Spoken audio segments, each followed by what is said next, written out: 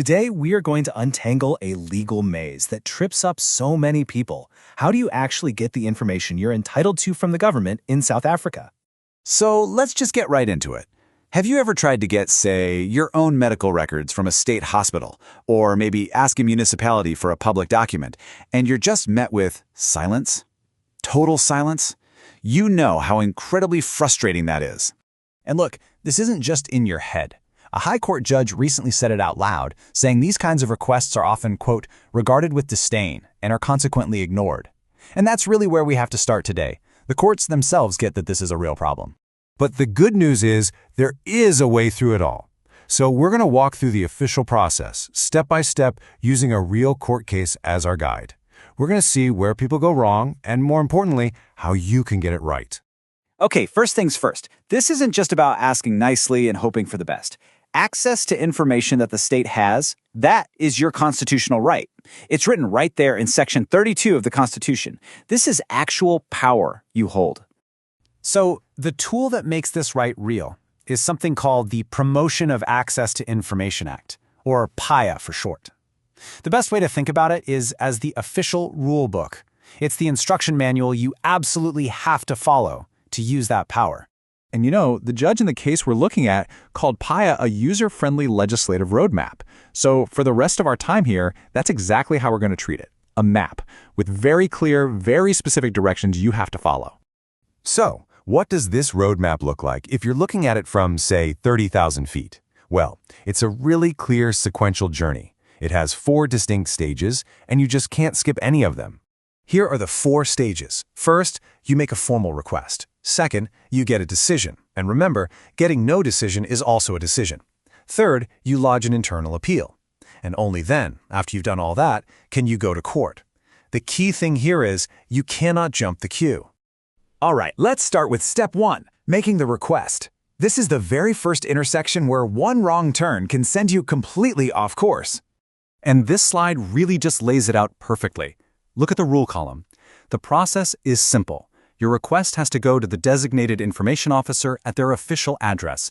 But now look at the mistake column. The applicant sent it to the CEO and a deputy, and they used the wrong address. The whole journey was compromised from the very first. Okay, so once you submit a correct request, a 30-day clock starts ticking. The information officer has 30 days to get back to you. If day 31 rolls around and you've heard nothing but crickets, well, the law considers your request automatically refused. That silence is called a deemed refusal, and it's your signal to move on to the next step. Which brings us to step 2, the internal appeal. You've been refused, either out loud or just by silence. Now you really want to pay close attention here, because the court judgment makes it clear that this is where most people get it wrong. This is the critical failure point. You've got a new deadline. From the day you were refused, or from the end of that 30-day silent period, you now have 60 days to get your internal appeal in. And this brings us to what the court basically flagged with a giant red marker. This is the single biggest mistake, the one procedural error that just invalidates so many applications before they even get going. So here's the fatal flaw. As you can see under the rule, your appeal has to go back to the information officer. They're the one who is legally required to pass it up the chain to the boss, in this case the MEC. But the mistake, the big one, was bypassing that person and sending the appeal straight to the MEC. So why does this one little detail matter so much? I mean, it got to the right department, right? Well, no. In the judge's own words, it is a fatal defect. By sending that appeal to the wrong person, you break the chain of procedure. And in the eyes of the law, that means no valid appeal was ever actually lodged. It's like it just vanished into thin air. And that mistake, that procedural failure, has huge consequences when we get to the final stop on our roadmap, trying to get the court to help. PAIA is absolutely 100% clear on this. You can only go to court after you have exhausted the internal appeal procedure. But remember, since the applicants sent their appeal to the wrong person, they never legally started the appeal process, let alone exhausted it. Their path to the courthouse was blocked before they even got started. And just to add another little hurdle, the judgment also pointed out another trap. Even if you get the appeal right, you can't just use any old court application form. PAIA has its own special prescribed form that you have to use. Using the wrong paperwork is just another way your case can get derailed. Okay, so let's just zoom out for a second and put it all together. Why do these people, who had a constitutional right to this information, fail so completely in court? Well, it was basically a chain reaction of fatal errors. It all started with sending that appeal to the wrong person. Because of that single misstep, they just never followed the proper procedure.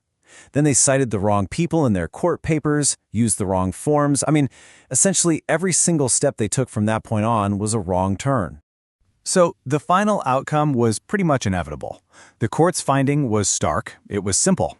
All 3 applications were dismissed, not because their requests were invalid, but because the procedure they followed was. But I want to end on a point of hope here. Despite all these technical little rules, it's so important to remember what our highest courts have said about the spirit of this law. Under our law, the disclosure of information is the rule, and exemption from disclosure is the exception. The whole system is actually designed to work for you. The roadmap is there, and it does lead to the destination if you follow it with absolute precision. But this whole thing leaves us with a final lingering question.